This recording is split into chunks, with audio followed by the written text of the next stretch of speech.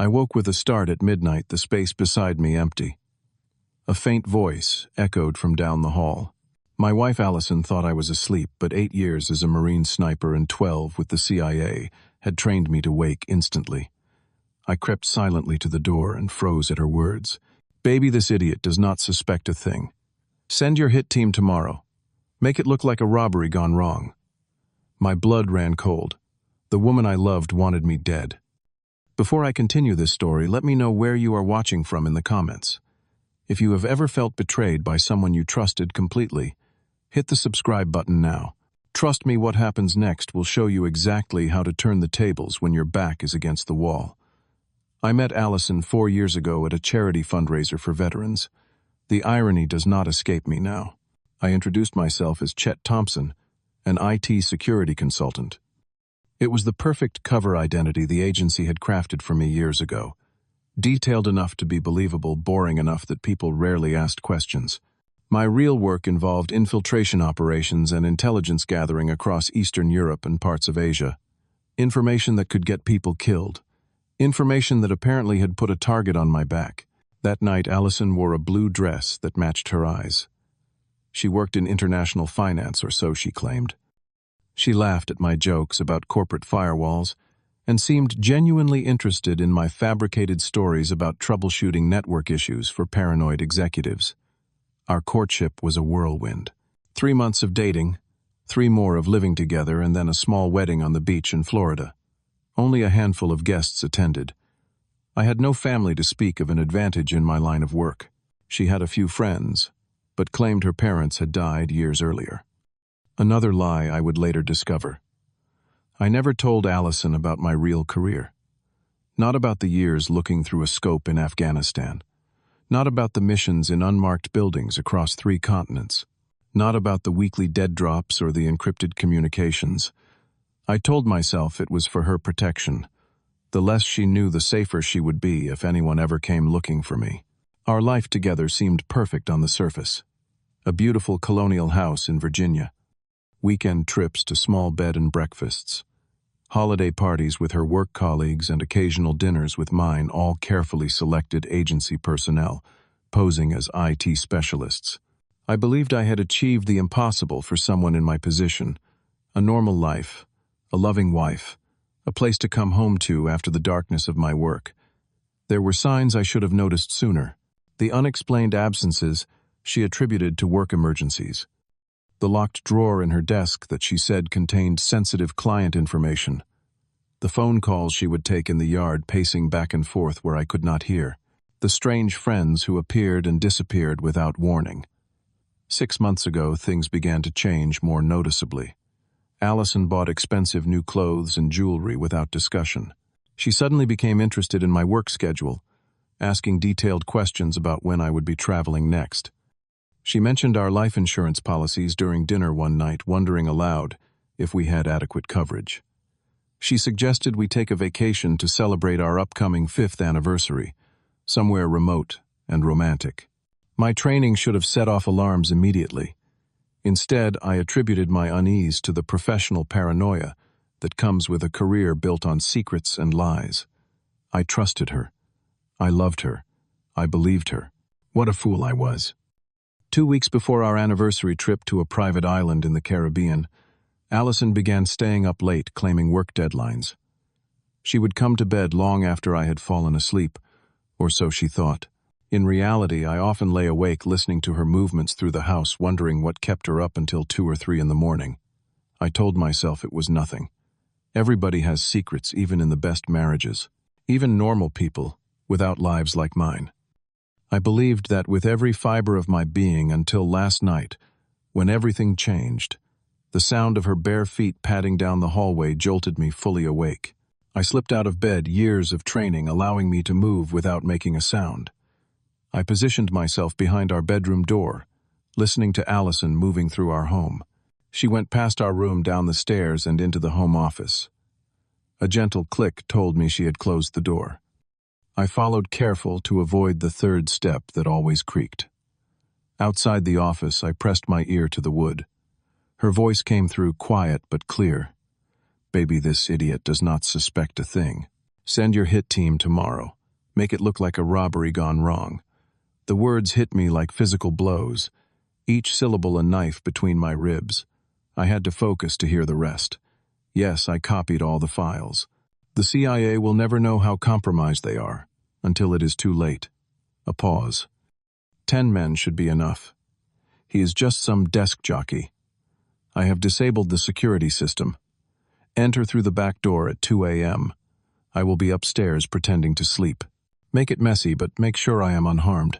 We need the insurance payout to look legitimate. Another pause, then a laugh that turned my stomach. 4 years married to this boring man. You better make this worth my while. I cannot wait to be done with this assignment. See you tomorrow night, when it is all over. My mind raced through possibilities, evaluating and discarding plans in seconds. My first instinct was to confront her immediately, but tactical training overrode emotion. I needed more information. I needed proof. I needed time to prepare. I slipped back upstairs and into bed, controlling my breathing to appear asleep when she returned 10 minutes later. She slid under the covers, her body radiating heat inches from mine. The same body I had held and loved for years now felt like a venomous snake coiled beside me. I maintained the illusion of sleep while my mind worked. Who was she? Working for Russians, Chinese, a private intelligence firm, a terrorist cell. The possibilities were endless and all equally disturbing. Whoever they were, they had planted her in my life with surgical precision. Our meeting was no coincidence. Our relationship, no accident. Our marriage, a long con designed to extract information and ultimately eliminate me. When morning came, I kissed her goodbye as I always did, told her I loved her as I always did, watched her smile at me as she always did. Her performance was flawless. If I had not heard her words myself, I would never have suspected a thing. As she closed the front door behind her, I immediately went to work. I called my handler using an emergency protocol we had established years ago. Within 30 minutes, a team was monitoring our house remotely. I placed hidden cameras in every room while simultaneously beginning a deep search into who Allison really was. What I discovered shattered any remaining illusions. Her fingerprints matched those of a woman named Natalia Petrov, a deep cover operative for a shadow intelligence organization with ties to several hostile foreign governments. Her mission was not just to spy on me, but to extract all the information I had access to and eliminate me once I was no longer useful. The organization she worked for had been on our radar for years. They specialized in long-term infiltration operations, placing their people in strategic positions beside high-value targets. Marriages, friendships, business partnerships, any relationship that could be exploited. The people they sent were psychologically screened for their ability to maintain cover for years without breaking. They were patient, meticulous, and utterly ruthless. I accessed Allison's laptop while she was showering that evening. Her encryption was good, but mine was better. Hidden folders revealed surveillance photos of me dating back 5 years. Notes on my movements, my preferences, my vulnerabilities. A complete psychological profile designed to help her become exactly the woman I would fall in love with.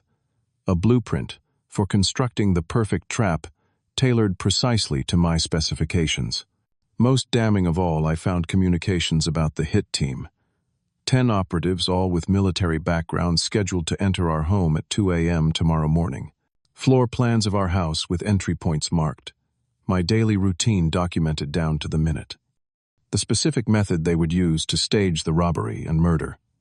Every detail planned with cold efficiency. I also discovered the truth about our anniversary trip. It had been the backup plan.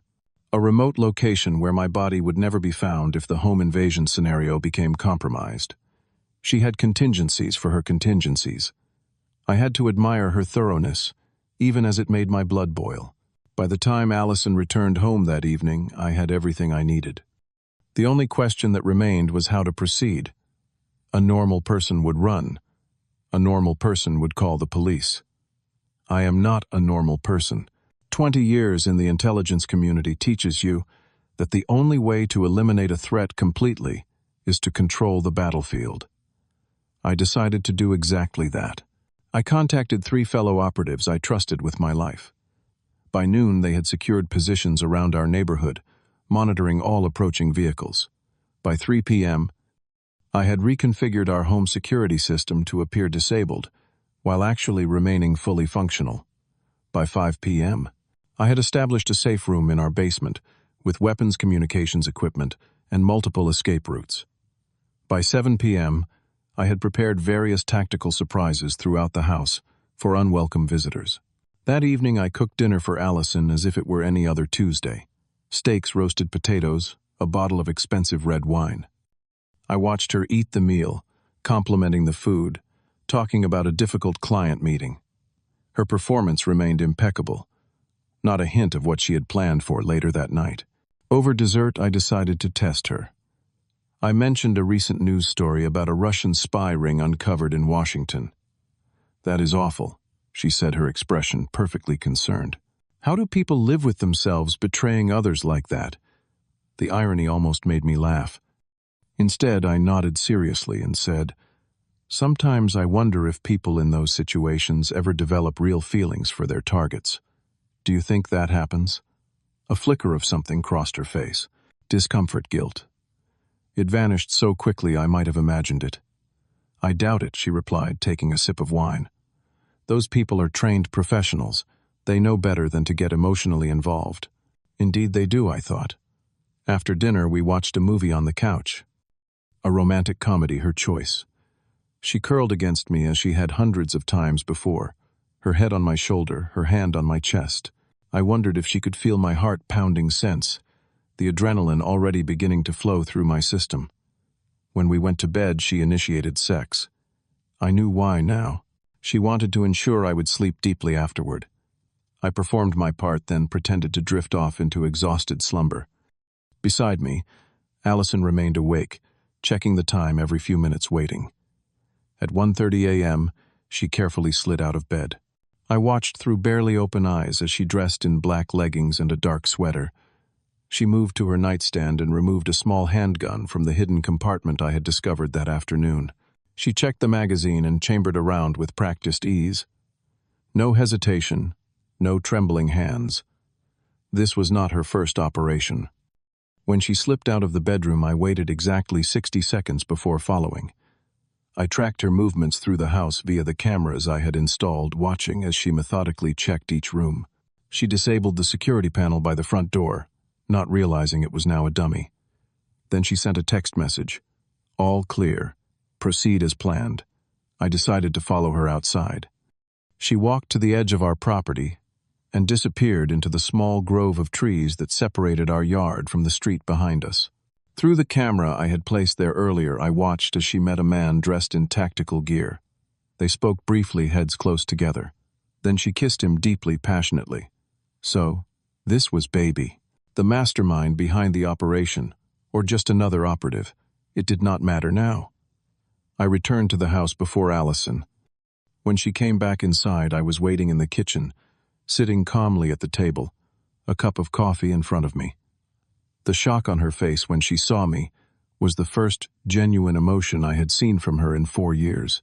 "Hello, Natalia," I said quietly. Her hand moved toward the gun at her waistband.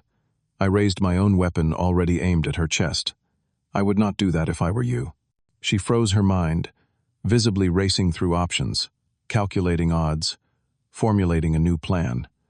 "Chet," she said, her voice trembling perfectly, "what are you doing?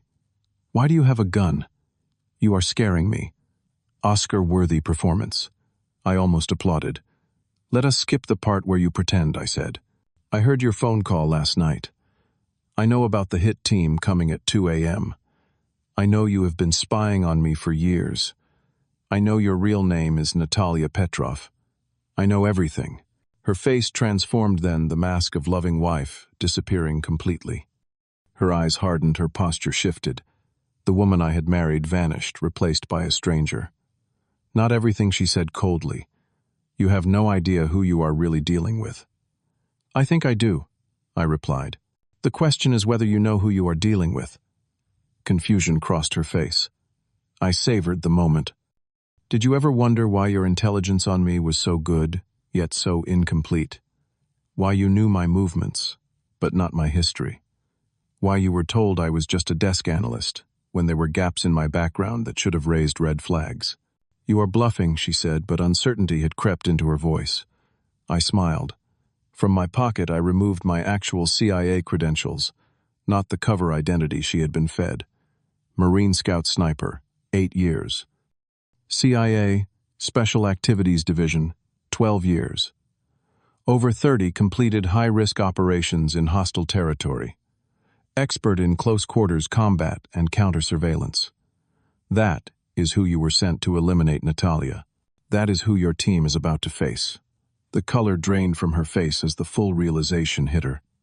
Her organization had catastrophically underestimated their target. They had sent her to kill a wolf while telling her he was a sheep. We still have you outnumbered, she said, recovering quickly. 10-1. Are you certain about that? I asked. On cue, the lights in the house flashed twice. The signal from my team that they had intercepted 3 of the approaching operatives without raising an alarm.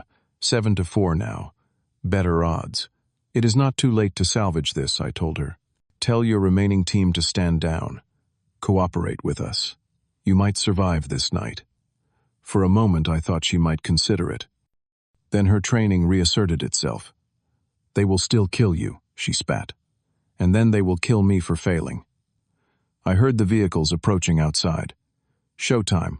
Last chance, Natalia. My name is Allison, she screamed, drawing her weapon in one fluid motion. I fired first. A non-lethal shot to the shoulder that spun her around and sent her crashing into the refrigerator. Her gun clattered to the floor. I kicked it away and secured her with zip ties just as the first window shattered in the living room. What followed was exactly the kind of operation I had trained for throughout my career. The remaining 7 members of the hit team entered through various points in the house, unaware that they were walking into a carefully orchestrated trap. My colleagues outside had allowed them to enter, then positioned themselves to cut off any escape. The first 2 encountered the tripwires I had set in the living room, sending them crashing to the floor where pressurized canisters released a fast-acting sedative gas. The next encountered me directly and discovered the hard way that close-quarters combat was my specialty. The 4th and 5th triggered the secondary security system, delivering incapacitating electrical charges. The team leader and his remaining man made it to the kitchen where they found Allison bound and bleeding. Their momentary distraction was all I needed. 2 shots, 2 bodies on the floor. Non-lethal, but they would not be getting up anytime soon. In under 4 minutes, it was over. 10 highly trained operatives neutralized. 0 fatalities. The agency prefers captives who can be interrogated to bodies that can only be buried. I knelt beside Allison, who stared at me with a mixture of shock pain and something that might have been respect. You never suspected, she asked through gritted teeth. Not once in 4 years, I shook my head. Not until last night. You were very good at your job, Natalia. The best I have ever seen. She laughed bitterly. All that time wasted. All those nights beside you, wondering when I would finally receive the order to end it. Was any of it real? I asked, the question escaping before I could stop it. For the first time, uncertainty flickered across her face. Does it matter? She asked. Before I could answer, my team entered the house, securing the captives and beginning the cleanup process. Our conversation was over. Perhaps it was better that way. Some questions are better left unanswered. The agency moved quickly. Within hours, all traces of the incident had been removed from our home. The 10 operatives and Allison were transported to separate secure facilities for interrogation. I was debriefed extensively, recounting every detail of our 4-year relationship, searching for any information that might help identify other operatives or targets. The organization Allison worked for had been more extensive than we realized. The intelligence gathered from her and her team led to the identification of 12 other deep cover agents, embedded with high-ranking government officials and military personnel. The operation to neutralize them all simultaneously was one of the largest counterintelligence successes in agency history. None of it would have happened if Allison had not made that phone call when she thought I was asleep. I learned her real name was indeed Natalia Petrov, born in Volgograd, recruited at 19, trained for years before being deployed for this operation. She had been involved in 3 previous long-term infiltration missions, all successful. I had been her 4th assignment. I was supposed to be her last before retirement with a generous compensation package. The organization rewarded its successful operatives well. In the months that followed, I was placed on administrative leave. The psychological impact of discovering your marriage was an elaborate assassination plot, apparently warrants mandatory therapy. The agency assigned me a psychiatrist who specialized in intelligence personnel. Dr. Harriet Thomas had seen cases like mine before, though perhaps none quite so extreme. The first month I barely spoke during our sessions. What was there to say? I had been expertly manipulated by a woman I thought I knew better than anyone in the world. Every memory was now poisoned, every moment together called into question. Had she ever felt anything real for me? Had I simply been a mission to her, a target to be eliminated once her objectives were complete? Slowly, Dr. Thomas helped me understand that these questions would likely never have satisfying answers. The woman I knew as Allison had been trained to become whatever her target needed. The version of her I had fallen in love with had been carefully constructed based on psychological profiles and surveillance. She had become my perfect partner, because that was her job. 6 months after that night, I was cleared to return to limited duty. I requested a transfer to training operations, teaching new recruits the skills that had saved my life. Field work had lost its appeal. The agency agreed, perhaps concerned about my psychological stability. 9 months after that night, I was permitted to visit Allison, now held in a specialized detention facility for high-value intelligence assets. She looked different. Thinner, paler. Her hair cut short. Her eyes were the same, though. Clear blue, calculating, watching my every move as I sat across from her. "Why did you ask to see me?" she asked in Russian, her native tongue. I wanted to know if any of it was real. I replied in the same language. She studied me for a long moment. "Does it matter?" she asked again, the same question she had posed the night of her capture. "Yes," I said. "It matters to me." She sighed, looking suddenly tired. The mask of perfect agent, slipping just slightly. "Parts of it were real," she admitted quietly. "Not at first. But living with someone for 4 years, you cannot help but develop genuine feelings. The organization warns against it. They call it target attachment syndrome. It is considered a serious liability." "Which parts were real?" I asked.